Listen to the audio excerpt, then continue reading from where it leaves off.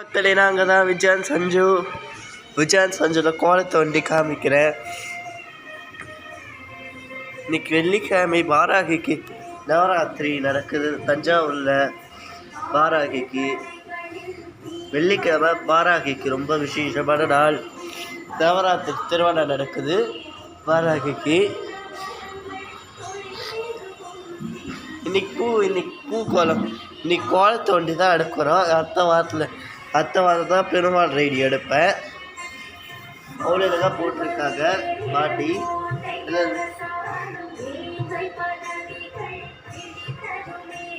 அவ்வளோதான் போட்டிருக்காங்க. எல்லோரும் லைக் பண்ணுங்கள், ஷேர் பண்ணுங்கள், கமெண்ட் பண்ணுங்கள், சப்ஸ்கிரைப் பண்ணுங்கள்.